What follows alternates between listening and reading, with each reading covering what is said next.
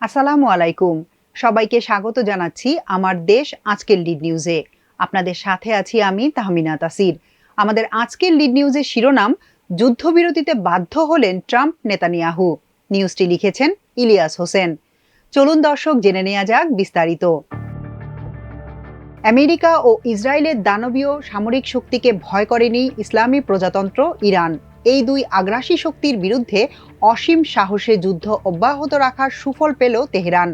মাত্র ১২ দিনের মাথায় যুদ্ধবিরতিতে যেতে বাধ্য হল তেল আবিব ও তার ঘনিষ্ঠ মিত্র ওয়াশিংটন। আমেরিকার প্রেসিডেন্ট ডোনাল্ড ট্রাম্প বিশ্বকে অবাক করে দিয়ে ইরানের সঙ্গে যুদ্ধবিরতি ঘোষণা করেছেন। ইহুদিবাদী দখলদার ইসরায়েল ১২ দিন আগে বিনা উস্কানিতেই ইরানের উপর ভয়াবহ হামলা চালায়। গত ১২ জুনের ওই হামলার পর প্রত্যাঘাত শুরু করে তেহরান। এর মধ্যেই ইরানকে নিঃশর্ত আত্মসমর্পণের আহ্বান জানান ট্রাম্প। তবে কূটনৈতিক প্রচেষ্টার জন্য ইরানকে ২ সপ্তাহ সময়ও দেন।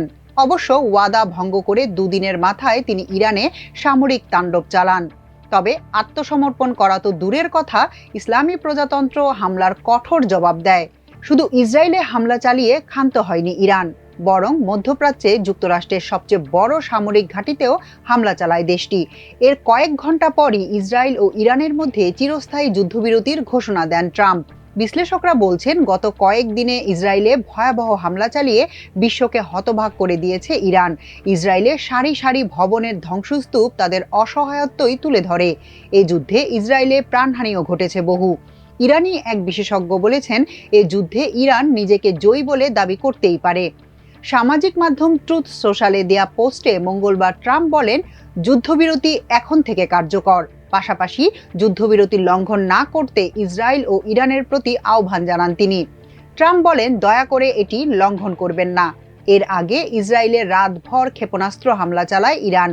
এতে ৪ জন নিহত ও ২০ জনের বেশি আহত হন। এ হামলায় ক্ষতিগ্রস্ত হয়েছে বিভিন্ন ভবন সহ অনেক স্থাপনা। ধ্বংসস্তূপের নিচে অনেকে আটকা পড়ে আছেন বলে ধারণা করা হচ্ছে। আমেরিকার প্রেসিডেন্ট সামাজিক মাধ্যমে বলেছেন, যুদ্ধবিরতি প্রক্রিয়া শুরু হবে মঙ্গলবার বাংলাদেশ সময় সকাল ১০টায় এবং তা ২৪ ঘন্টায় ধাপে ধাপে কার্যকর হবে। প্রথমে ইরান সব সামরিক অভিযান বন্ধ করবে। ১২ ঘন্টা পর ইসরায়েলও একই পথে হাঁটবে। আমেরিকার গোপন বোমারু বিমান ইরানের উপর হামলা চালানোর মাত্র ৪৮ ঘন্টার মধ্যেই যুদ্ধবিরতির ঘোষণা দেন ট্রাম্প। ট্রাম্প সোমবার রাতে এনবিসি নিউজকে বলেন, আমি মনে করি যুদ্ধবিরতি সীমাহীন। ইসরায়েল ও ইরান আর কখনো একে অপরের দিকে গুলি চালাবে না।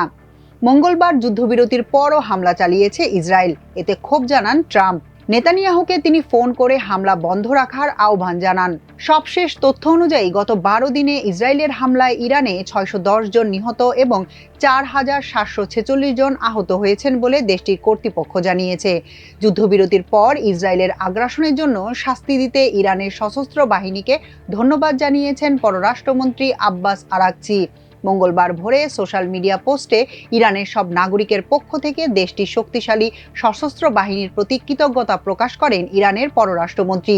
এদিকে যুক্তরাষ্ট্রের প্রেসিডেন্ট ডোনাল্ড ট্রাম্পের যুদ্ধবিরতির প্রস্তাবে সম্মতির কথা জানিয়েছে ইসরায়েল। তেল আবিবের দাবি, লক্ষ্য অর্জিত হওয়ায় যুদ্ধবিরতির প্রস্তাবে রাজি হয়েছে আইডিএফ।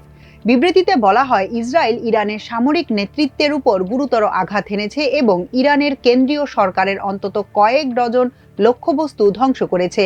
গত ২৪ ঘন্টায় ইসরায়েলি বাহিনী তেহরানের কেন্দ্রস্থলে সরকারি লক্ষ্যবস্তুতে মারাত্মক হামলা চালিয়েছে বলে বিবৃতিতে দাবি করা হয়েছে।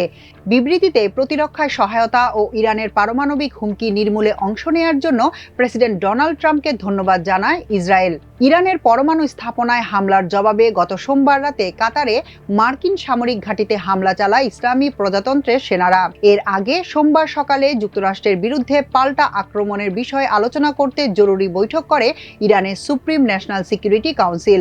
যুক্তরাষ্ট্র শনিবার ইরানের ৩টি প্রধান পারমাণবিক স্থাপনায় বোমা হামলা চালায়। এর আগে ১৩ জুন ইরানের উপর হামলা শুরু করে ইসরায়েল।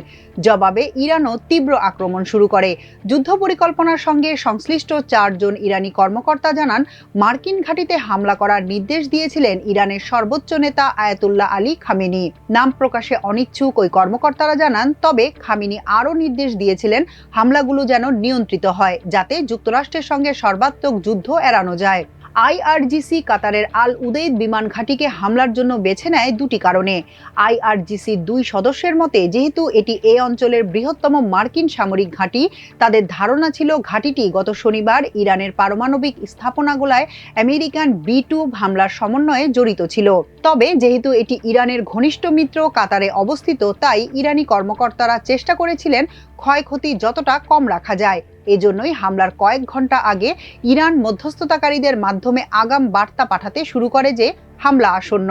কাতার তার আকাশসীমা বন্ধ করে দেয় এবং যুক্তরাষ্ট্রকে সতর্ক করা হয়। মার্কিন স্থাপনায় হামলা করে ইরান নিজ দেশের জনসাধারণের পাশাপাশি সারা বিশ্বকে বার্তা দিয়েছে যে তারা আমেরিকার হামলার প্রতিশোধ নিয়েছে। টেলিভিশনে প্রচারিত এক ভাষণে ইরানের সশস্ত্র বাহিনীর একজন মুখপাত্র বলেছেন, কাতারে মার্কিন ঘাঁটিতে হামলা আইআরজিসির মাধ্যমে পরিচালিত হয়েছে।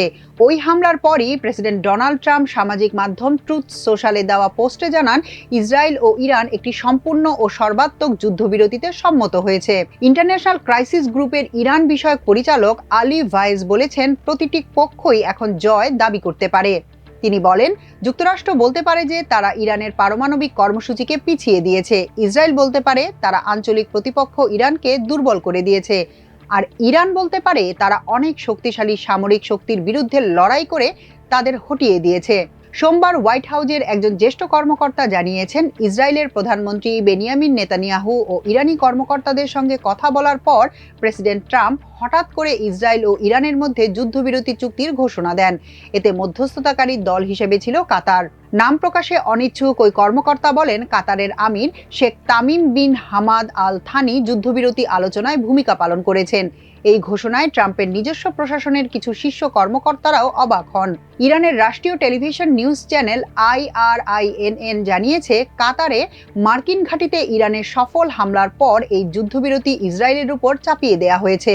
রাষ্ট্রীয় টিভি চ্যানেল এক বিবৃতিতে জানিয়েছে, ইরানের হামলার পর প্রেসিডেন্ট ডোনাল্ড ট্রাম্প যুদ্ধবিরতির জন্য মিনতি করেছিলেন এবং এই বিবৃতিটি উপস্থাপক পড়ে শোনান। বিবৃতিতে ইরানের ইসলামী বিপ্লবী গার্ড বা IRGC সেনাবাহিনীর প্রশংসা করা হয় এবং ইরানিদের প্রতিরোধকে সম্মানও জানানো হয়েছে। এদিকে ডোনাল্ড ট্রাম্পের ইরান ইসরায়েল যুদ্ধবিরতি ঘোষণার পর তেলের দাম ক্রমাগত কমছে। বিশ্ববাজারে অপরিশোধিত জ্বালানি তেলের আন্তর্জাতিক বাজার আদর্শ ব্রেন্টের দাম আরও 4% কমে ব্যারেল প্রতি $68 কাছাকাছি নেমেছে, যা সোমবারের ট্রেডিং সেশনে 7% কমারই ধারাবাহিকতা। তেলের দাম এখন 12 জুন থেকেও কম, যেদিন ইসরায়েল প্রথম ইরানে আক্রমণ শুরু করেছিল। মধ্যপ্রাচ্য পরিস্থিতির সঙ্গে তাল মিলিয়ে এশিয়ার শেয়ার বাজারগুলো ইতিবাচক সাড়া দিচ্ছে। জাপান, দক্ষিণ কোরিয়া ও অস্ট্রেলিয়ার প্রধান সূচকও ঊর্ধ্বমুখী। এখনকার মতো এ পর্যন্তই। প্রিয় দর্শক, সবাই ভালো থাকুন, সুস্থ থাকুন, থাকুন আমার দেশের সঙ্গে। চ্যানেলটি ভালো লাগলে সাবস্ক্রাইব করুন। আল্লাহ হাফেজ।